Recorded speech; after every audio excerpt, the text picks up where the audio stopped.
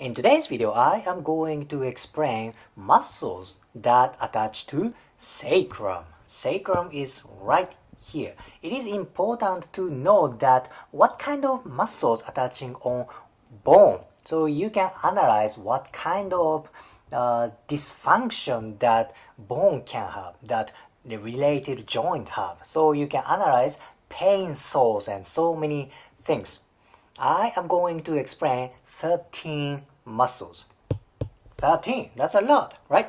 So I am going to explain superficial to deep layer. I'm going to explain two muscles first. First one is this one, this big muscle. This is gluteus maximus. Gluteus maximus. This is like the biggest muscle in human body. Very big, very powerful muscle. Gluteus maximus. Next one is this one. This is latissimus dorsi. Latissimus dorsi. This is also big muscle, big, wide muscle.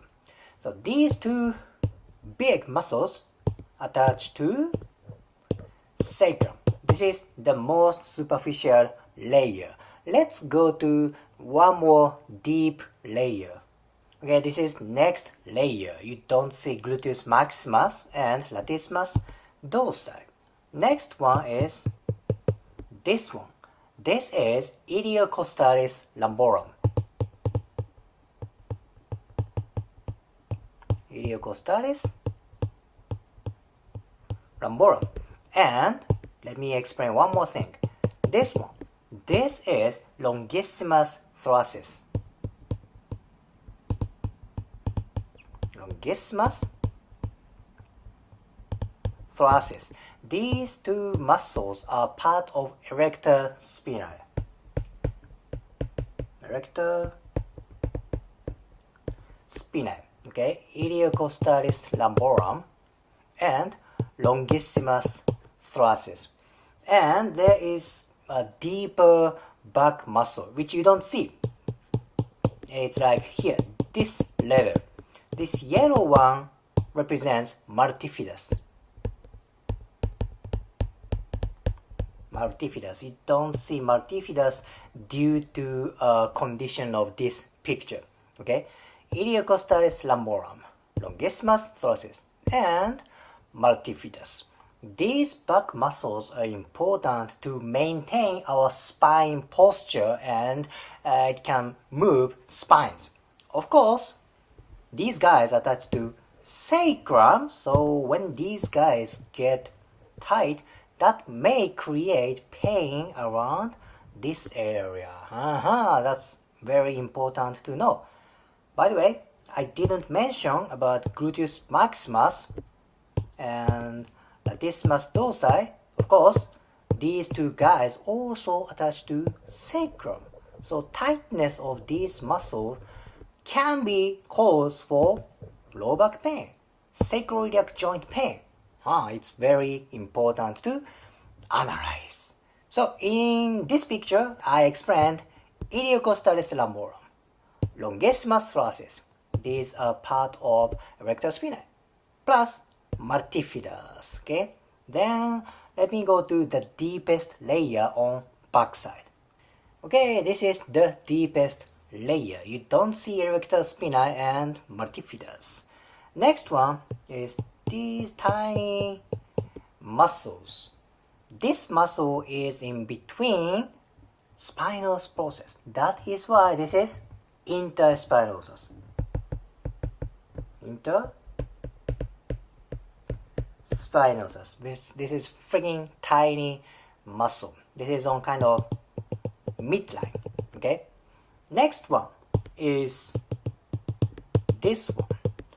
This is between transverse processes. So this is intertransversalis lateralis lumborum.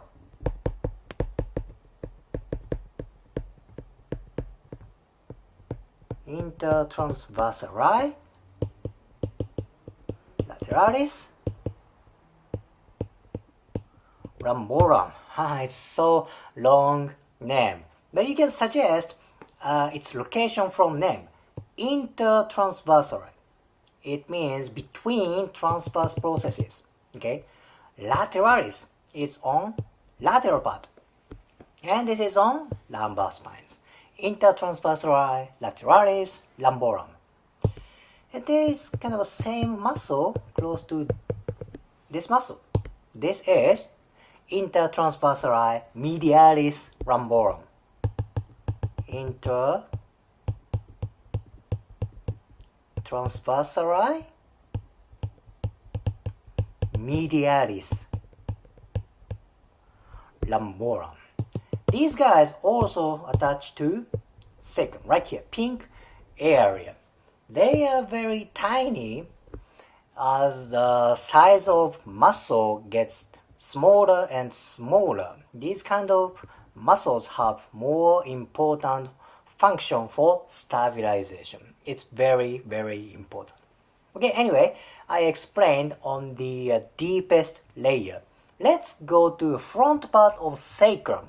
Okay, this is kind of superior view, and this is inside part of pelvis. Next one is this one. This is iliacus. Iliacus, but wait a minute. It doesn't look like iliacus attaches to sacrum. Indeed, in this picture, it doesn't attach to sacrum. However, some anatomy books describe iliacus kind of expands more than it looks like. Then it is from sacrum. It's kind of a tip of sacrum, kind of a corner of sacrum. Thus, I added iliacus to today's list. Okay, iliacus.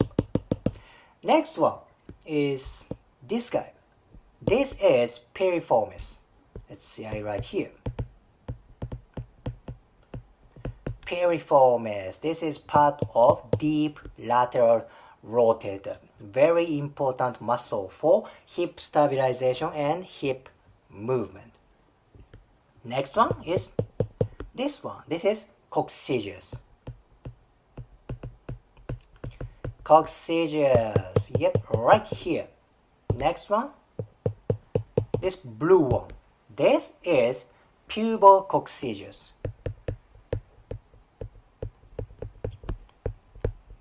Pubococcygeus. And last one is this one. It also doesn't look like it attaches to sacrum, but some anatomy books describe there's a elongation to sacrum. Okay, this is puborectalis. They are very deep muscles, so they are associated for urination and sexual activity. So you can imagine this is like a floor of pelvis. So they are part of pelvic floor. Very important for urinary function and genital function. Very important. So they are kind of on anterior part of sacrum.